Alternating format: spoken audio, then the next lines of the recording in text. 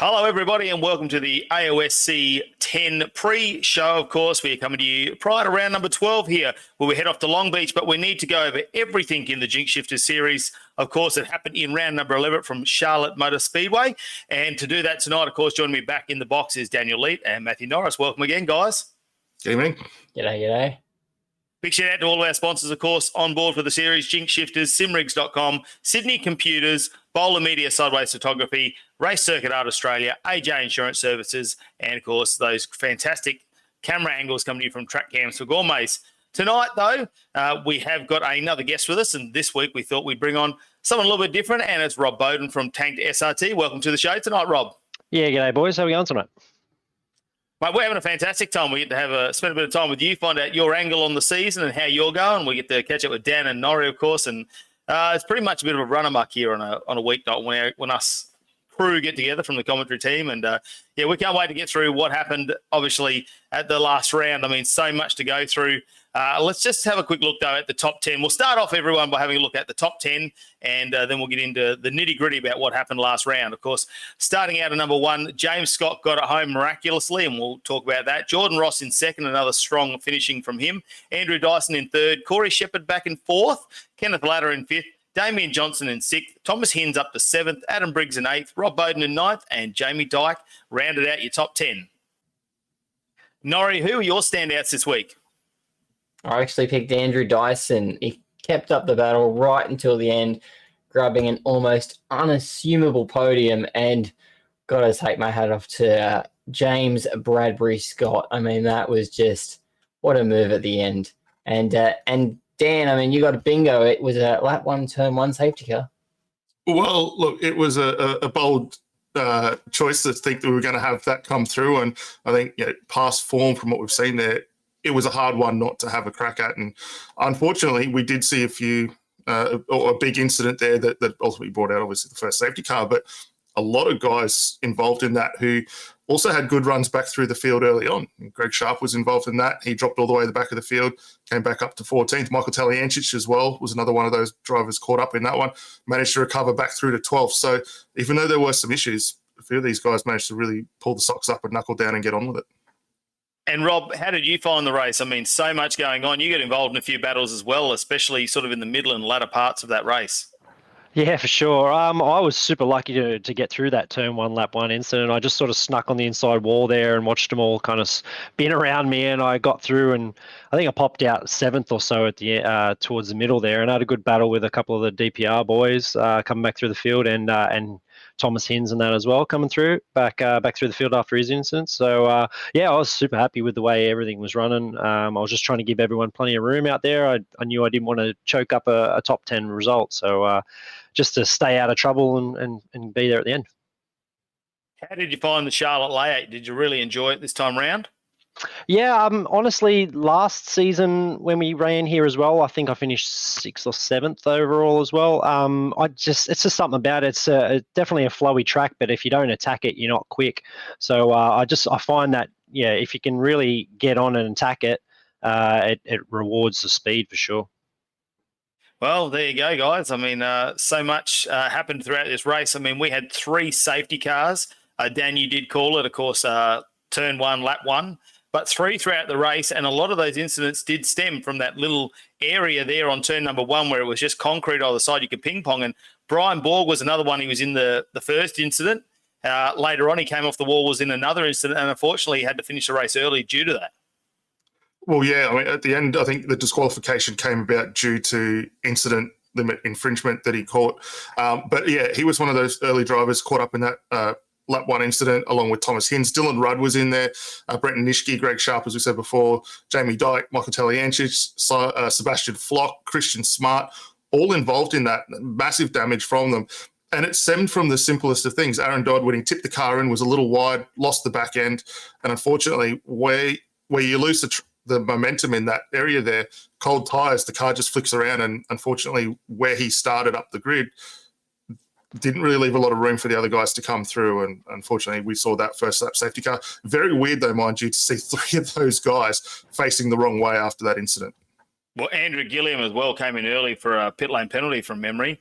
And that was all due to some touch and go on the first couple of laps as well, Nori.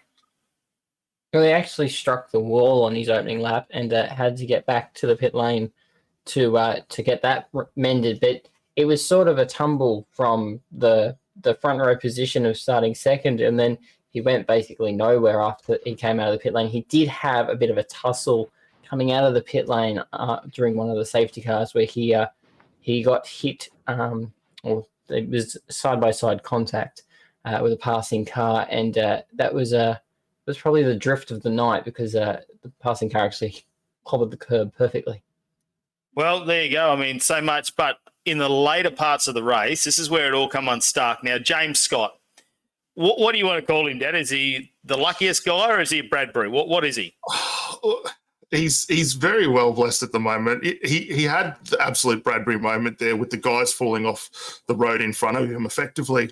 But he didn't make it easy for himself. I mean, we saw him settle into second very early on in the race, obviously starting from third. It wasn't his best qualifying result, but he settled through, managed to get the jump on that first safety car, came out in front of Corey Shepherd. And then by the time we got to our second safety car, tried to go very defensive, as we saw on that little intermediate back straight through 5-6 and threw it off the road, just missed the braking markers and wasn't the only driver that we saw have issues in that spot over the course of the night, but threw it off the road, dropped back to fourth. And then it was just fortunate luck that we saw Shepherd and Jordan Ross tangle, and he just managed to squeak through the chicane with a lap to go. Yeah, Nori, I think Corey Shepherd probably the one that lost out the most out of that, losing back into fourth and not getting a podium this week. Yeah, it was sort of expected that Corey would fall into that second position if James ran away with first, but it just wasn't to be. I think it was now or never for Corey. He needed to get a result, and it just proved too much in the end. He made that move, and it was just the wrong move to make at the wrong time, unfortunately, for Corey. He's a fast racer. He's been learning. The maturity is growing every week with Corey, and I have no doubt we'll see him climbing to the top step of the podium very soon. But this round, it just wasn't to be. Well, we keep talking about, of course, James Scott and Corey Shepherd, but Rob, a fantastic result from you. And how are you finding your way throughout the series? We know you were a bit further back in the 30s in the series, but a good result here. Do you think you can come home strong?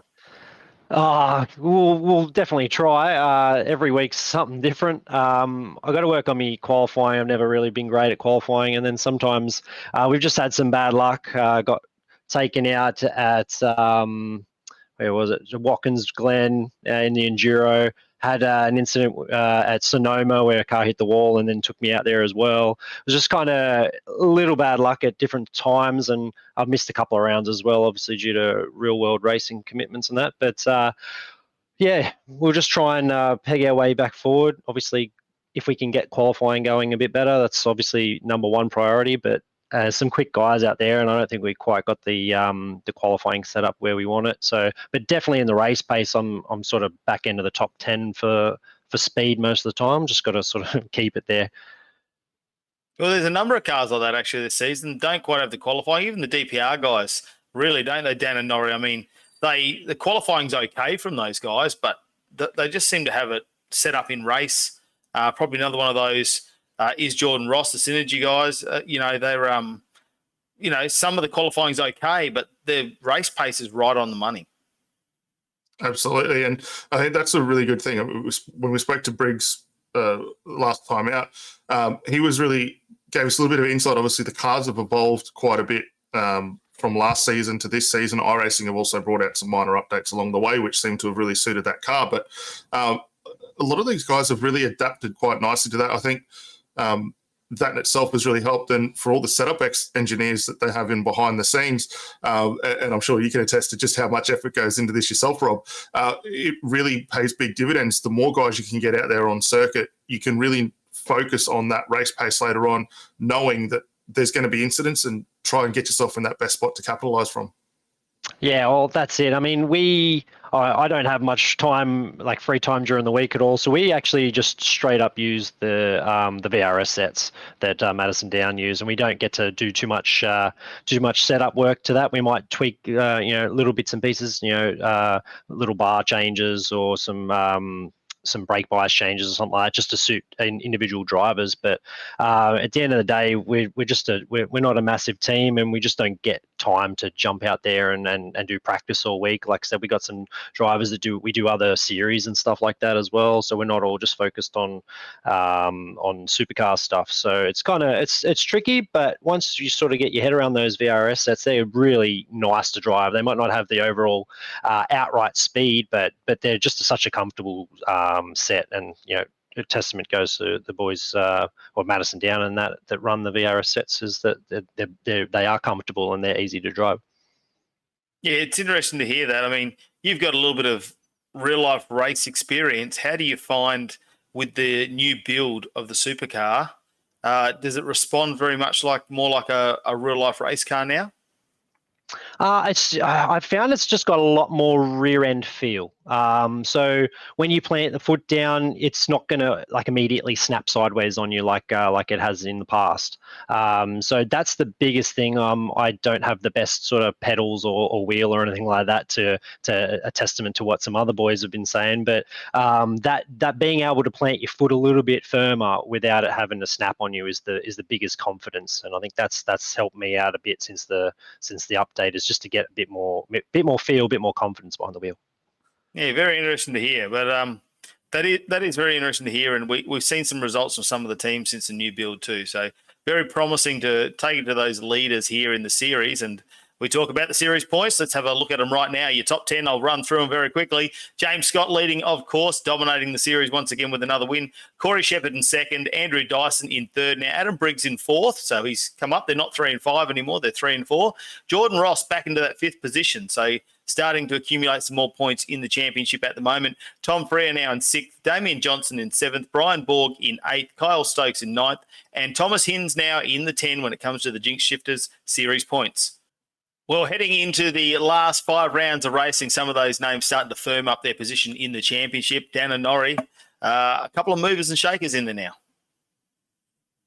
Yeah, it's James Scott, Corey Shepherd really firming themselves at the top. Then you've got Andrew Dyson, Adam Briggs really locking out third and fourth. Undoubtedly one of those DPR cars will want to climb over into second. And then Jordan Ross has brought the Synergy Sim Racing charge forward. He's replaced Tom Freer in the top 5. And you've got Tom Freer being 6th, Damien Johnson 7th, Brian Borg 8th, Kyle Stokes 9th, and Thomas Hinds 10. A lot of Synergy Sim cars there, but it's still James at the top. Yeah, Dan, it's been a real synergy charge, hasn't it, leading into the sort of since the halfway point of this championship? Well, yeah, I mean, it was only a few rounds ago we were talking about there being 5 drivers inside that top 10. I think the only driver that's really sort of fallen out, and a lot of that is due to other commitments and not being able to have a run, but that was Brenton Hobson, who, even though he's missed a few rounds, still finds himself down in 14th position. So not that far outside the top 10 at the moment. Probably one of the bigger movers, Michael Taliancic, and we were just talking about it before, 44 places gained over the past few rounds. He's really starting to bring himself back in towards that championship. He's not too far out of the top 10. But then from there on down, it's a pretty hotly contested group of guys between 11th and 35th. And much like we see in the mid-pack of most races, guys here are going to be jumping up and down with a good or a bad race either way. And we're going to see some surprises as we work our way through to the back end of this championship.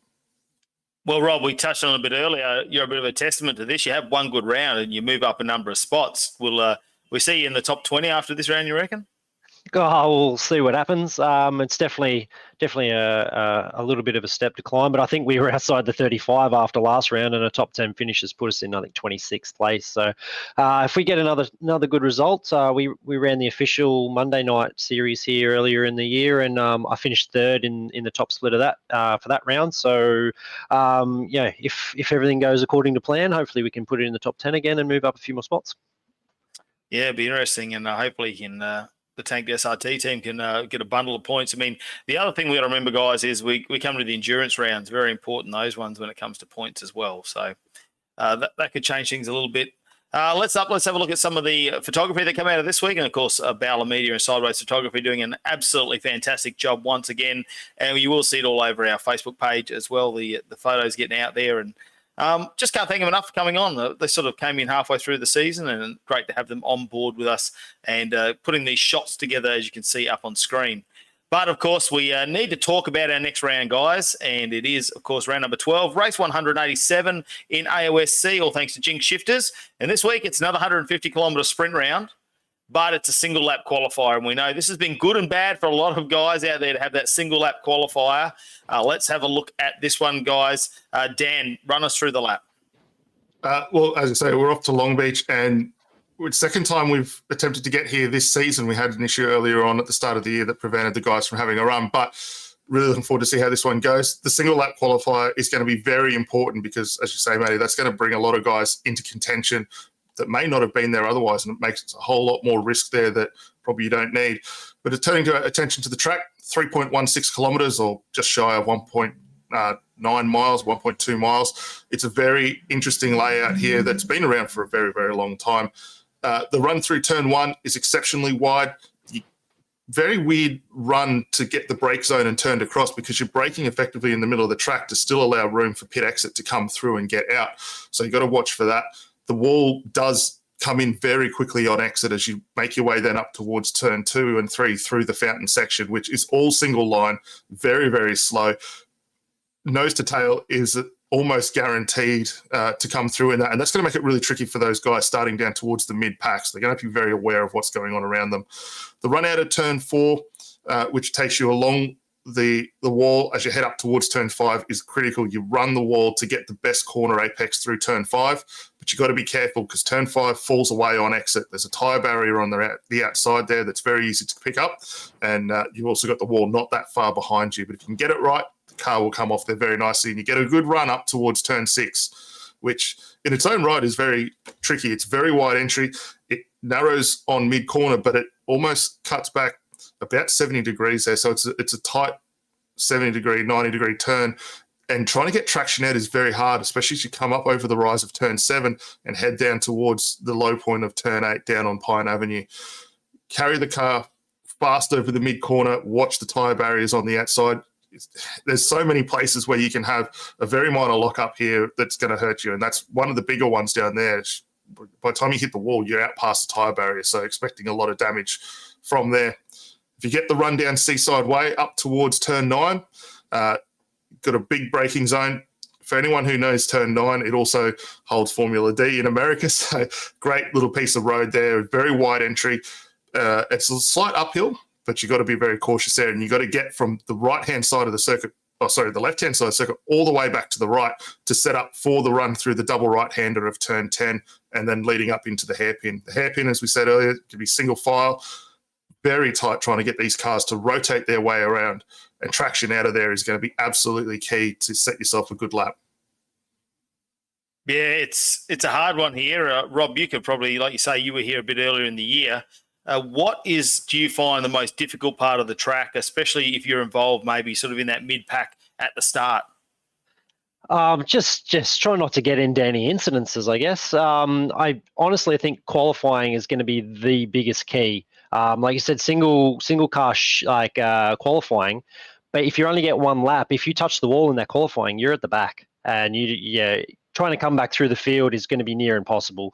You'd have to work on some real big strategy or something like that. But in a 150k race, it's going to be all over before you can sort of start to come back through. So qualifying is the biggest thing, I reckon. Just simply because of the lack of passing. And all the passing that you are going to have to do is going to be 10-10 stuff. No half-ass, if I put it nicely. Just, yeah, you got to commit.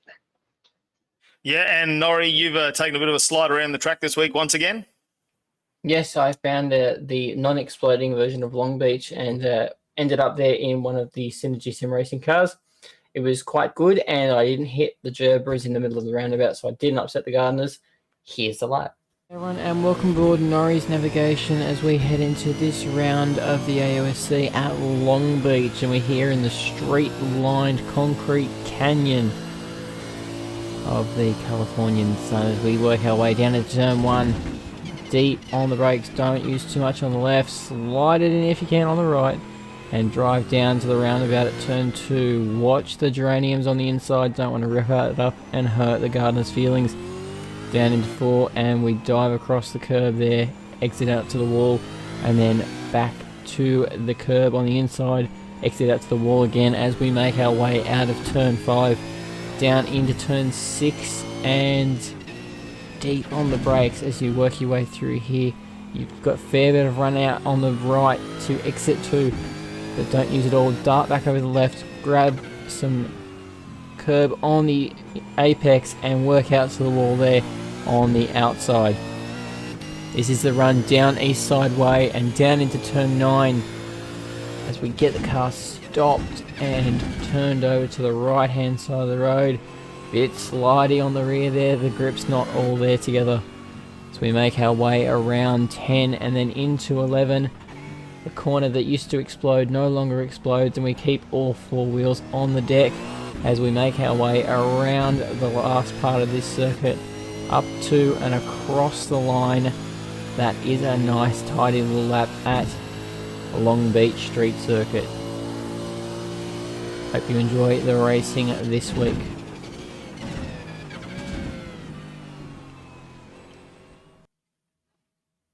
Well, Nori, you did really well to slide that car around there, especially in those tricky corners that Dan touched on earlier. But what is the strategy going to be this week, and how is it going to play out for some of the drivers? Yeah, well, there was no grip out there, so it was just exceptionally lucky to get the thing home in one piece without touching a concrete wall. But the strategy for this round is going to be the normal 150 strategy. So you'll have to pit once, tyres, fuel, all that, etc., etc. You'll need that, but you've got to watch the pit lane here. It is literally, it's behind a wall as you turn in, so it's a hard one to get right. And then on exit of pit lane, you're racing the guys who are turning into turn 1. So you've got to get your car out and above the acceleration line and across the track. But yeah, no, it's going to be normal sort of pitting, lap 20-ish to get home. Yeah, we'll find out how James Scott goes this week, because he's had a couple of uncharacteristic rounds where he's made errors. So if he can hold it together in the concrete jungle.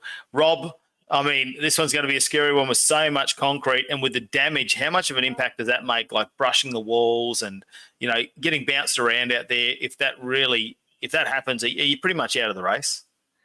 Yeah, well, the fast repairs I think are going to be in play. I very much doubt nobody would ever use a fast repair. I think you automatically have that thing ticked on your first pit stop, because guarantee you would have scraped a wall here or there, and any aero damage obviously is just going to slow you up a little bit. So have the fast repair ticked and ready to go, and hopefully you don't need another one afterwards. Well, the final thing, we get down to safety car bet. How many are we having, Dan? Look, I'm going to say 2, but I'm hopeful we don't, because there is plenty of opportunities around this circuit for guys, if they do make a meal of it, to try and pull these cars off. So hopefully that mitigates it. But I think 2 is probably a pretty safe bet. Nori? I want to say 5, but it's just not on the cards. It's probably a 2 for me too. Rob, how many safety cars? Oh, I reckon we'll get 1, but I don't reckon it's going to be on the first lap. I reckon, being that the walls are everywhere, we're going to be a little bit more sensible. At least I hope we're all going to be sensible, and we'll make our way through the first lap there, and maybe we'll just get 1 for somebody clobbering the wall and blowing the motor up later in the race. I'm going to go out there and say 3, because I think someone's going to have an issue on their single lap qualifier, like you say, brush a wall or something, end up down the back of the pack, and they're going to be in a hard charge, which could definitely upset them. And especially being a road course, we know it's not going to be the best for traction. So I want to say 3. Let's see how the safety cars go this week. So far, one of us always seems to come home with the goods. But thanks for joining us tonight, Rob. It's been great having you on the show. Appreciate it, guys. Thanks for inviting me around, and hopefully we can put on a show for you this Friday night.